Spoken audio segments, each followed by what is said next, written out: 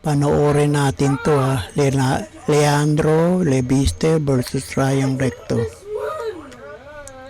sa House of Representatives. The privilege in response to a comment by Executive Secretary Ralph Recto. Please proceed. Thank you, Mr. Speaker. I rise on a point of personal and collective privilege matapos ako tawagin ni Executive Ralph Recto na baliw. Kung baliw man ako, at least hindi ako magnanakaw. O Recto ha. Narinig mo yung sinabi ni Lebiste. Libaling baliw, wag lang magnanakaw. Batman, Recto. Kupal ka, hayop ka, pinahirap ng Pilipinas. Ina mo talaga. Tila affected si Recto sa mga post ko tungkol sa kanya at si Congressman Edwin Garjola. At mabuti kung magpaliwanag na lang siya tungkol dito. May kinakalat din siya sa social media na ako daw ay may utang sa DOE na 24 billion pesos. Ito po ay walang basihan at inimbento lamang upang tangkang pahinain ang mga binabunyag ko tungkol sa korupsyon sa ating gobyerno. At mas marami pa ang aking sasabihin sa ibang pagkakataon. Nagsimula lang itong mga atake sa akin nang sinimulan kong imbestigahan ang DPWH sa Batangas at ang mga kumpanyang konektado kay Congressman Edwin Garjola at naging Executive Secretary si Ralph Recto. Marami rin ang nagsabi na ang pagbunyag ko nito ay hindi aking kapaki-pakinabang. Ngunit hindi ito para sa sarili ko, ito ay bahagi ng aking tungkulin bilang mangbabatas at kinatawan ng unang distrito ng Batangas. At hindi ako matitinag, kaya po ako ay nananawagan na imbestigahan ang koneksyon ni Garjola kay Recto, lalo na ngayong Executive Secretary na siya. Garjola? Ay naka-plus yung ano yun eh. Bangko, pati property ah. Pero wala pa, hindi pa nakakasuhan. Ombudsman, Boying. Hindi pa nakakasuhan. Dapat makulong yan. Mga ganid siya sa kurakot. At suriin ni Pangulong Marcos kung natutulungan ni Recto si Garjola mula sa loob ng Malacanang. Dahil limitado ang oras ngayon, ilahad ko ang iba ko pang nalalaman tungkol sa mga koneksyon ni Garjola at Recto sa iba pang mga araw. Sisimulan ko lang ngayon sa isang punto.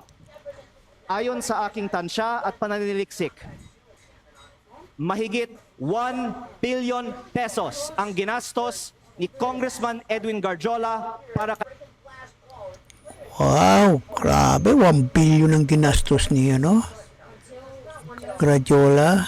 kay Vilma Santos Recto at Kay Vilma Santos Recto, hayop, kupal talaga. Tsaka kaya ano yan eh, yung anak ba niya yan, si Lucky, tumakbo rin. Buti nga natalo eh.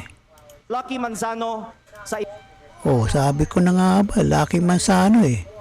Anak ng toga, sumayaw-sayaw lang. Akala niya, ubra yung sayaw-sayaw niya, kupal yung Lucky Manzano. iba pa nilang mga kandidato at sa sarili niya bilang first nominee ng CWS party list sa 2025 elections. Sa aking distrito, ang tansya ko ay 150 million. At ayon sa ibang mga politiko, gumastos sila ng 200 o 300 million sa kanilang distrito. Kaya sa 6 na distrito ng Batangas, sinasabi ng iba na aabot ng 2 bilyon ang ginastos ni Recto at Garjola. Lalo't mas Wah, lalong tumasa. 2 bilyon ang ginastos ni Recto at saka Garjola. Hayop talagang. Sana dumating na yung karma nyo, hayop kayo. malaki pa ang ginastos sa LIPA. Pero hindi po ko bubuksan ang mga kinatawan ng LIPA sa aking pahayag na ito.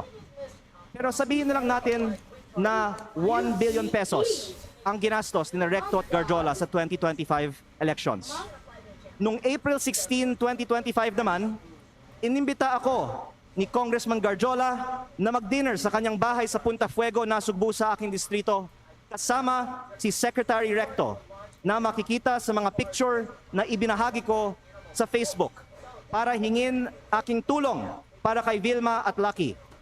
Pagkatapos, umikot ako kasama si Cong Garjola at mga tauhan ng mga Recto sa iba't ibang bayan ng aking distrito upang i-endorso ko ang V-Lucky sa mga leaders ko. Pagkatapos ng mga meeting, nakatambaggap ako. Be lucky. Wow. Buti nga natalo si Lucky Manzano. Bobo naman yan eh. Wala namang ano yan, puro artista na lang. Dito lapig nga, nangingitlog sa upuan. Wala namang ginawa eh. Ng reports na may ibinigay umano na cash para ikampanya si Vilma at Lucky na galing raw kay Congressman Garjola. Tila si Congressman Garjola ang gumagastos para sa kampanya ni V. Lucky. But Paano kasi itong Gradiola na ito, ha? Bilyon-bilyon na kurakot to. Hayop ng kupal nito eh. Hanggang ngayon di pa nakakasuhan. Puro daldal lang tong si Boying ano nito eh. Boying Remulla, hayop na yan eh. Hanggang ngayon di pa nakakasuhan. Anak ng kupal. atay sa aking mga nakita sa aking distrito at sa mga pagpupulong at materyales kung saan ang nakalagay ay Vilma Santos Recto, Lucky Manzano at CWS party list. Ang ibang mga politiko sa Batangas ay pwede ding tumestigo na si Garjola ang gumagastos para sa mga rekto. Kahit pagkatapos ng eleksyon, binahagi ko din sa Facebook ang picture ng meeting ni Gov. Vilma at Secretary Ralph sa mga mayors ng Batangas sa Tagaytay Highlands noong August 15 na ayon sa mga dumalo ay hosted by Congressman Garjola. Kung mali ang aking impormasyon, narito naman ang ibang mga kinatawan ng Batangas at pwede nilang sagutin ngayong araw na ito ang aking mga pahayag. O pwedeng magpatawag ang Kongreso ng pagdinig. At kung totoo na 1 billion pesos o mahigit pa ang ginastos ni Congressman Garjola para sa mga rekto sa nakaraang kampanya, ang susunod na tanong ay, bakit si Garjola gumastos ng mahigit Grabe. 1 billion piso para sa mga rekto? Ito ba ay pagkakaibigan lang o may ginagawa pa si Ralph Recto as Cabinet Secretary of the Republic of the Philippines para makapaggastos ng ganito si Garjola? Sa May kapalit yan, kaya nga lumapit kay Batman eh, Recto eh. Kasi nga para hindi kasuhan to si Garjola eh. Ayop talaga. aming dinner noong April 16, inalok ako ni Congressman Garjola na mag-partner sa kanya at kay Secretary Recto sa pagnenegosyo sa DPWH sa aking distrito. Sa sistema raw na ginagawa nila noon pa sa Lipa at sa ibang mga bayan. Tukuyin ang mga lugar para sa mga road opening ng DPWH. Sabihan ko daw sila pag meron akong mga nakita para makasama sila sa bilihan ng lupa.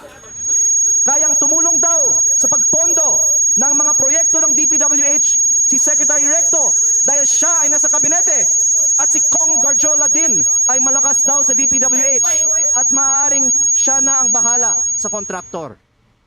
Sa ibang pagkakataon, pinagmamalaki din sa akin mismo ni Secretary Recto na bago niya pinopondohan sa DPWH ang mga bypass roads sa Lipa, kinokondisyon pa niya sa mga may-ari ng lupang dadaanan na magbigay sa kanya ng parte ng lupa sa mababang presyo. At iba't ibang mga tao ay nagkwento din sa akin na gawain ni Recto ito. Kung lehitimo man ito, mabuti at maging transparent si Secretary Recto sa kanyang yaman. At kung ang ginagastos ni Cong Garjola para sa kampanya nila ay may kaugnayan sa pagiging kontraktor ni Garjola sa Batangas. At sa halip na tumigil ang mga ito matapos pumutok ang flood control investigations, mayroon bagong regional director, ang DPWH 4A na si Carolina Pastrana na dating Batangas 3rd District Engineer, ang distrito ni Congressman Garjola sa Mataas na Kahoy, Batangas, na sinabi ay pinili ni Recto dahil siya ngayon ay Executive Secretary na may hawak ng appointments sa Malacanang. Siguro naman hindi ito alam ni Pangulong Marcos, kaya inilalahad ko din ito ngayon sa Kongreso para makita ng lahat ang koneksyon ni Recto at ni Garjola at ang epekto nito para sa buong bansa. Alam yan ni Bangag, siyempre alam mo naman Bangag eh. Baka meron din yan, something din yan ha. Alam ni Bangag yan. May connection si Recto at si Gradiola. Hayop na yung grabe talagang kurakot. Tatalakayin ko pa sa ibang pagkakataon ang mga anomalya sa DPWH sa Batangas. Dito lang muna tayo. Naano na naman ako, na-high blood ako. Puro kurakot na lang sa gobyerno ni Bangag. Anak ng kupal talaga. Hayop talaga. Grabe kurakot.